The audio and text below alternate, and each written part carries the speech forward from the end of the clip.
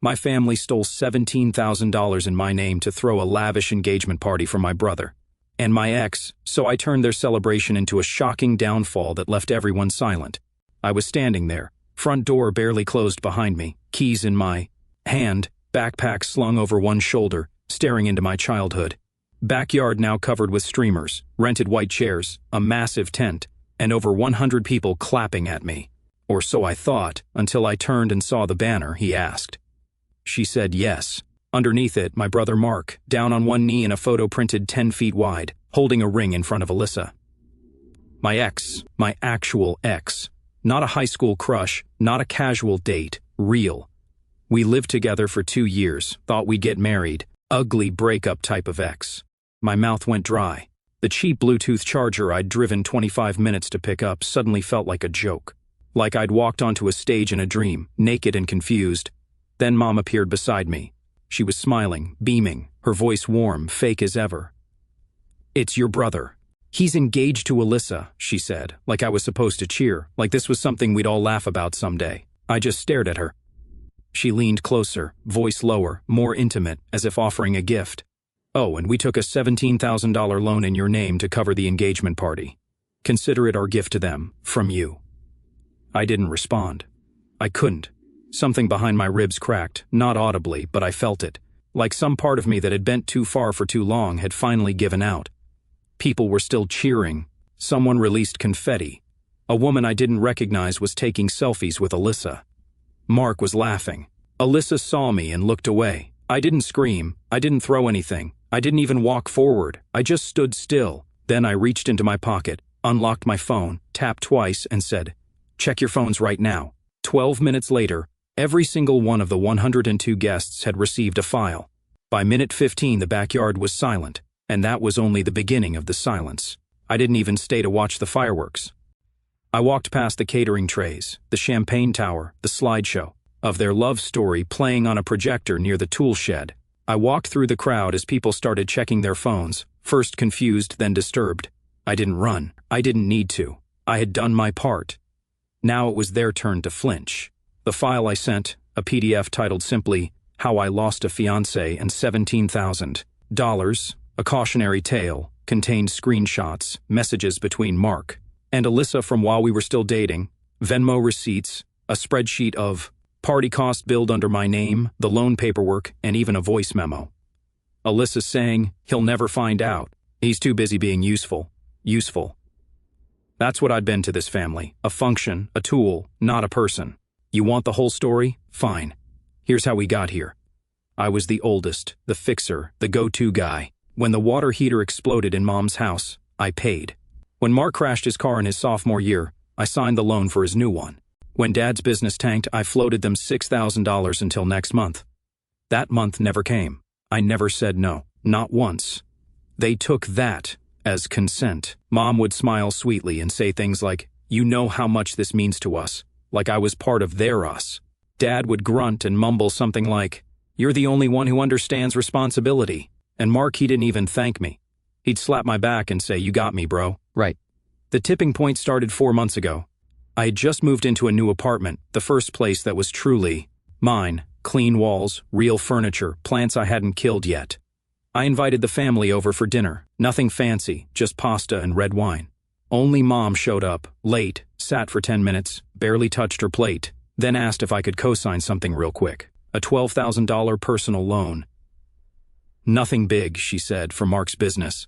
She slid the papers across my counter like it was a birthday card. I didn't sign. I told her I'd think about it. That was my first mistake. That gave her hope. A week later, I noticed a credit inquiry on my report. Then another. Then the loan appeared, approved in my name.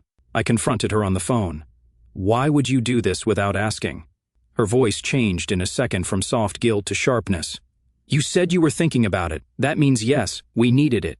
Mark's future depends on this. You'll be fine. You make good money." That's when it clicked.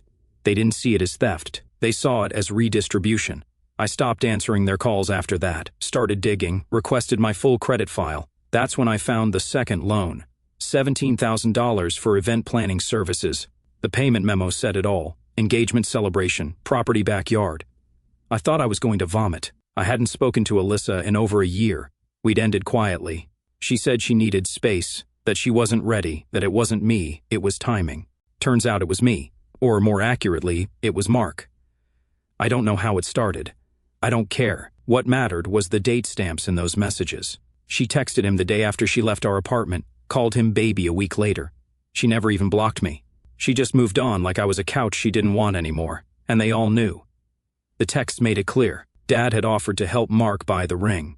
Mom had invited Alyssa to Sunday dinners. My whole family had wrapped my ex in open arms while I was still blaming myself for not being enough. And worst of all, they were proud of it. The Facebook post came next, 2 weeks before the party. A private album labeled Big Day Soon. I wasn't tagged. I wasn't even blocked. I was just forgotten. Photos of my brother's hand holding a ring box. Alyssa giggling on the patio. My mother in.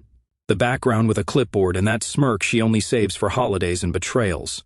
The caption, when you know, you know. She's the perfect match for our Mark. I hadn't spoken to any of them in weeks, but I knew what I had to do. I froze the loans. It took 2 days and a lawyer friend, but I filed the fraud reports, sent the emails, collected every receipt I could find. Then I opened a folder I hadn't looked at in months. Alyssa's chat backup, zip. I'd saved our iCloud backup after we split, not because I was bitter, but because I'm thorough. Inside were voice notes, photos, location data, even her journal entries typed in Google Docs under her own name. She wrote, "He's sweet but dull, too safe. Mark has fire. Mark makes me feel dangerous again." She wrote that while she was still using my Netflix. That line made the file. The day of the party, I parked 3 blocks away. I didn't even dress up, just jeans and a hoodie. I walked around back like I belonged because for years I did. They didn't notice me at first. Everyone was too busy raising glasses. There was a Mark plus Alyssa cake, monogrammed napkins, a photo booth. Then someone spotted me. "Oh my God, you made it." That's when I saw the banner, the crowd, my brother on a stage with a microphone, and Alyssa wearing my mother's pearls. I stood still. Then Mom spotted me and said the line that lit the fuse. "We took a $17,000 loan in your name. Consider it a gift." Gift? She said it like I was Santa Claus. So I clicked the file. It sent, and everything fell apart fast. The aftermath was instant. Alyssa's boss was there. She left before the second page of the PDF finished loading. 3 of Mark's friends started arguing with him on the lawn. Aunt Cheryl tried to pretend she didn't see anything. Dad came storming after me as I walked out the side gate. "You think this little stunt will undo what they have? You think you're going to ruin their happiness?" I didn't answer. I just turned my head slightly and said, "You shouldn't have signed my name." He grabbed my arm. I pulled out my phone. "If you touch me again, I'll be forced to call the authorities." He froze. Good. That night, the group chat exploded. "Dad, you need to fix this before it gets out. Mom, how could you do this to your own brother? Mark, come talk to me. Be a man about it." Alyssa blocked me. I let them boil. Then I dropped the final spark. I uploaded the folder to a cloud link, set the permissions to public, and captioned it, just so everyone. It's clear this is how my family celebrates love, theft, lies, and someone else's ex in joy. 3 days after the backyard ambush, I got a text from my mother. "Just us. No drama. We just want to talk." She suggested dinner at their house. "Keep it civil. Your father made steak. Mark will be there. Alyssa too. You owe them at least that." I didn't owe them anything, but I said yes. Not because I wanted to talk, but because I wanted to end it. I showed up 10 minutes early. The house looked the same. Fake peace, warm lights in the windows, the hum of music, laughter, like the last 3 days hadn't happened. Alyssa opened the door. She didn't say anything. Her mascara was smudged, her smile forced. She stepped aside without a word. The dining table was set for 6. Mom brought out plates like this was Thanksgiving. Dad poured himself wine. Mark sat at the end, arms crossed, jaw clenched. "Can we all just—" Mom started, then exhaled. "Can we just talk?" No one spoke, so she kept going. "This is all a misunderstanding. The loan, we thought you said yes. And the Alyssa thing, look, relationships are messy. You were over. It just happened." "It didn't just happen," I said flatly. Her lips twitched. "We wanted to do something nice for Mark, for the family. We weren't trying to hurt you." I nodded slowly, then reached into my bag and pulled out the folder. It wasn't thick, but every page was a punch. I laid it in the center of the table. "What's that?" Dad asked, already annoyed. "Truth," I said. I slid the top sheet toward them, a loan contract, my name on the front, my signature line blank, the one they forged. Next, bank correspondence, email chains confirming the engagement party invoice, with Mom listed as event coordinator and Mark as payer on behalf of Alex. Third, a screenshot from Alyssa's Instagram DMs to Mark. He's still paying off your car. You better pop the question soon before he grows a spine. Mom paled. Mark reached for the page, read it in silence, then tossed it back like it burned. That's private, Alyssa muttered. No, I said. It's theft. It's deceit. It's all of you using my name, my money, my trust.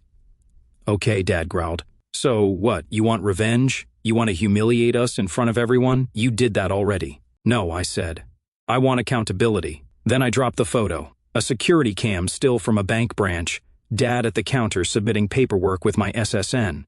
The timestamp matched the loan date. The form bore my forged signature. His face twisted. You've been spying on us now? I've been protecting myself, I replied. Something you taught me never to expect from family. Then came the final blow. I pulled out the letter, stamped from the credit bureau. Due to suspected identity fraud, my father's access to all major credit institutions had been frozen. His score was now flagged, his ability to co-sign anything gone. I placed it in front of him without a word. He didn't read it, just stared at me, eyes boiling. You think this fixes anything? He spat. You don't fix this, a voice cut in. We all turned. A new figure stood in the doorway, tall, lean, familiar. Alyssa's ex-boyfriend, Evan. He walked in, cool as ice, holding his own little folder. Hope I'm not crashing anything. Just thought it was time someone else spoke. Mark rose like he was ready to fight. Alyssa whispered, Evan, get out. He ignored them. Just so we're clear, he said, opening the folder. Alyssa was still living with me when she started texting him. He nodded at me. And texting you, about needing space. He placed printouts on the table, messages timestamped side by side, same day, different guys, same lies. She played us both, he said. But I moved on. I don't need revenge. I just need closure. He turned to me. She told me your family would cover everything because you always do. That you were trained to say yes, her words. Then he left. The silence after he walked out was unbearable. Even the knives looked ashamed. Mom tried one last time. Honey, we can get past this. We just have to. No, I said. I stood. I'm not part of this anymore. Not the guilt, not the debt, not the lies. Mark stood too. So that's it? You're walking away over a girl? I looked at him. You mean my ex, who you proposed to using money stolen in my name? He said nothing. I leaned forward. You deserve each other. You all do. Then I walked toward the door. Dad stood. Don't you dare turn your back on this family. I turned.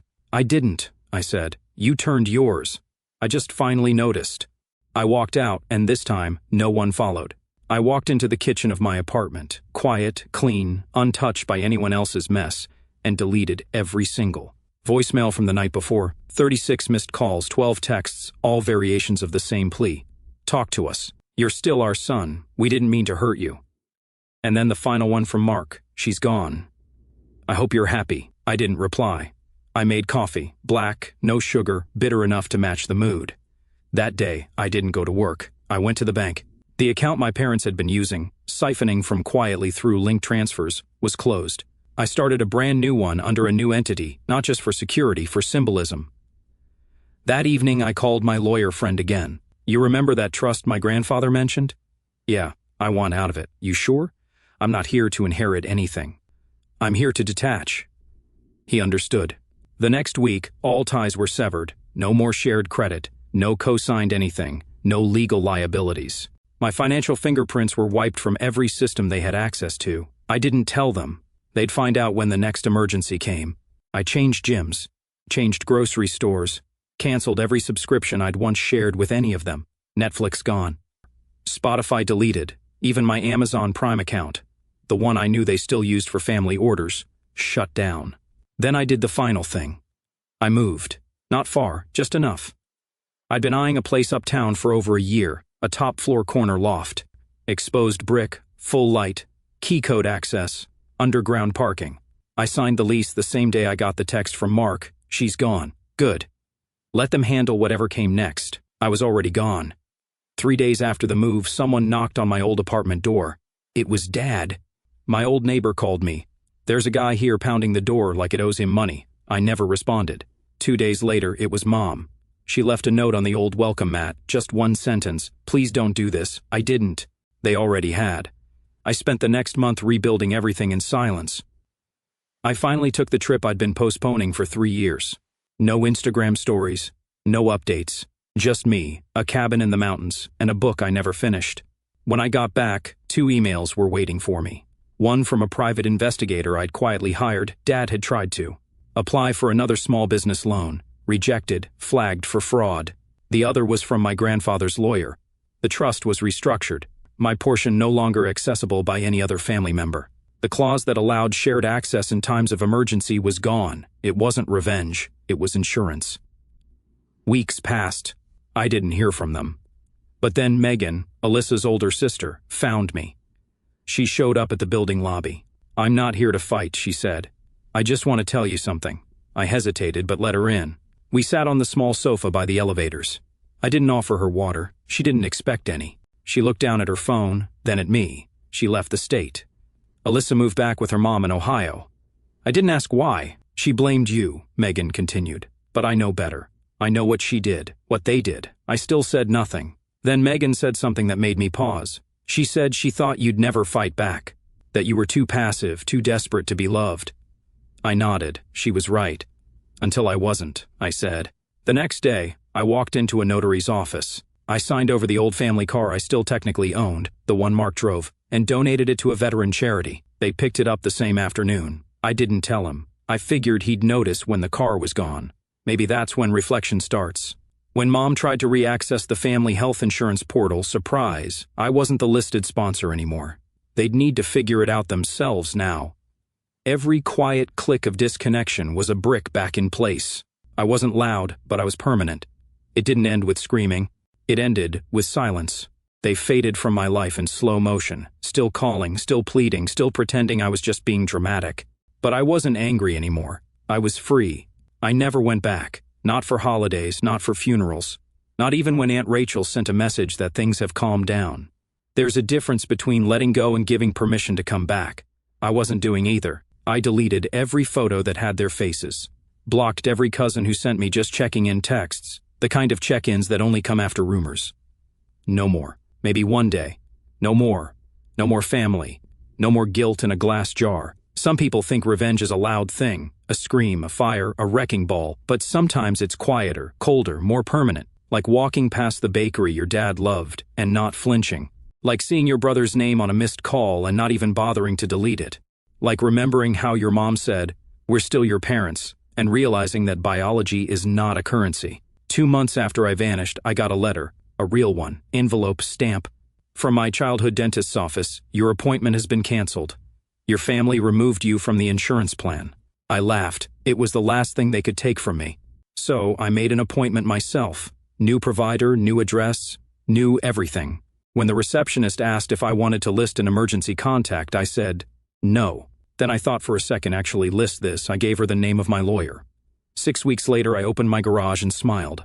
There it was, the custom steel sign I'd ordered. Black matte, minimalist, engraved in bold white text, "Do not knock. Family no longer resides here." I bolted it next to the front door.